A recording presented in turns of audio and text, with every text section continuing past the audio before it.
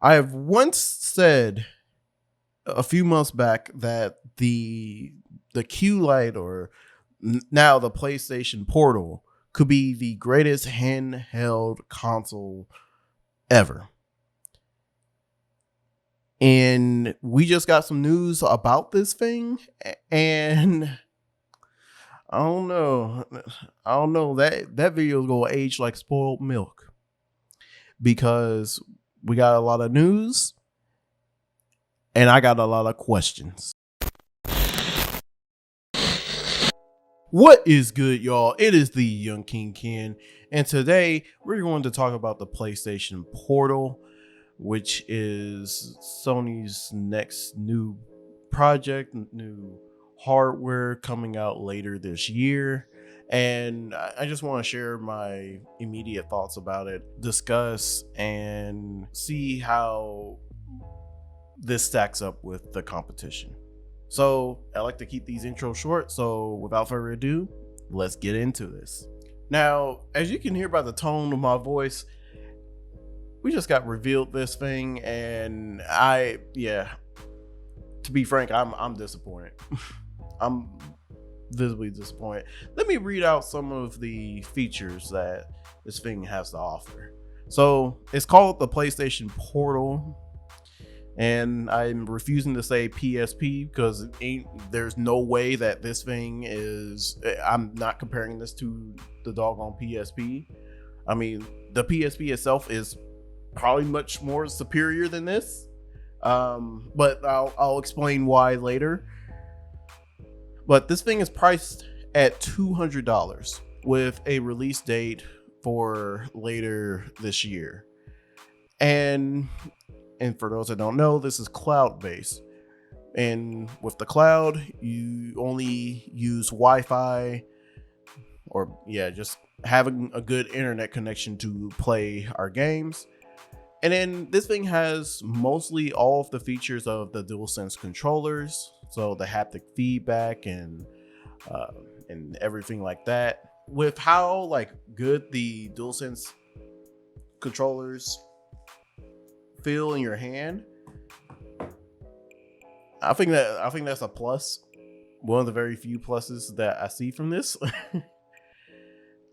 And then also this thing was showcased alongside some earplugs, which I thought was weird until I got some of this news about everything that it won't feature.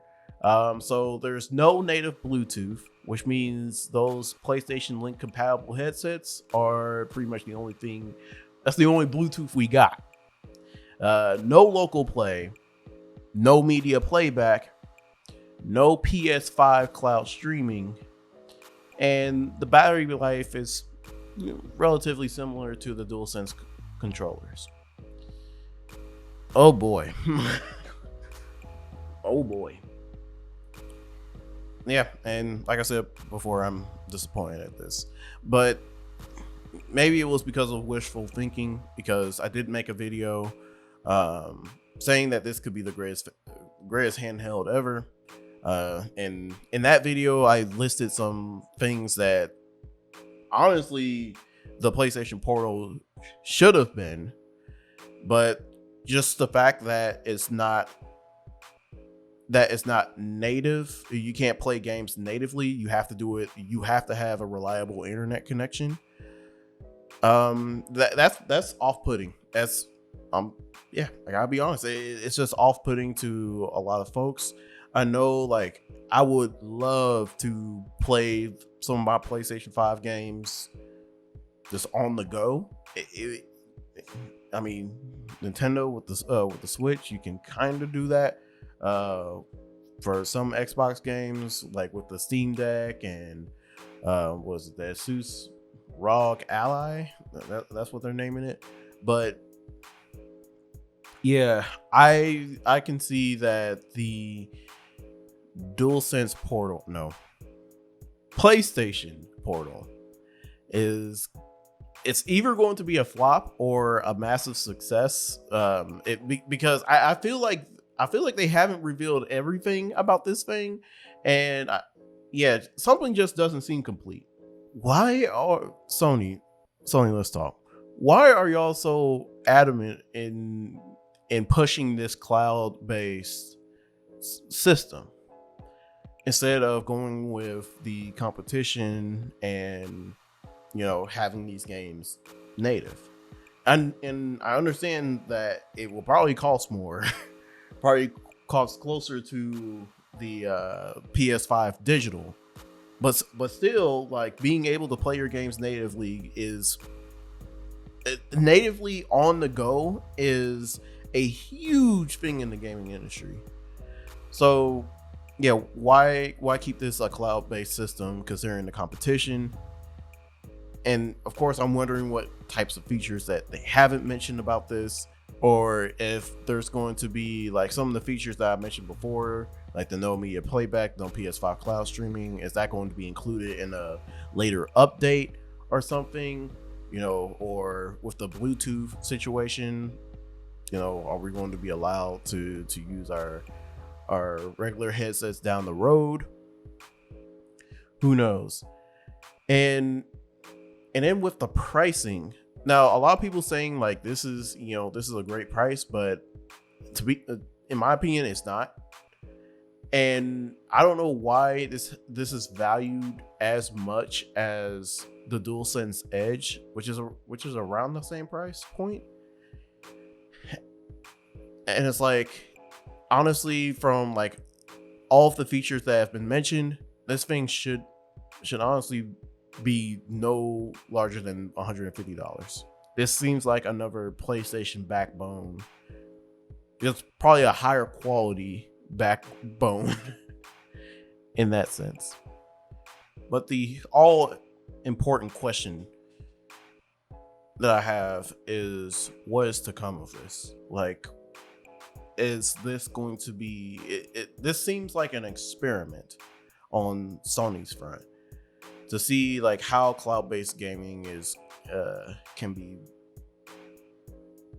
used in like an handheld format, or is this going to be like their definitive answer of, hey, we can play our console games on the go? Like I see the demographic per se, but is this just an experiment? Because it seems like it. And my final thoughts on this is, yeah, I have a strong feeling this is going to flop. Unless they like lower the price here in like a few years, but yeah, I don't see that happening for quite a while. If they would have just made it like the Switch or the Steam Deck, where it's pretty much like a PlayStation 5 digital with most of the features, I think this would be something I would pick up at that $200 price point. So yeah, this thing is going to flop. And what do you think about this? Are you planning on getting the PlayStation Portal? Comment down below. And I tried to do something a little bit different with these discussion videos. This one was particularly off the top of my head, just my instant reaction.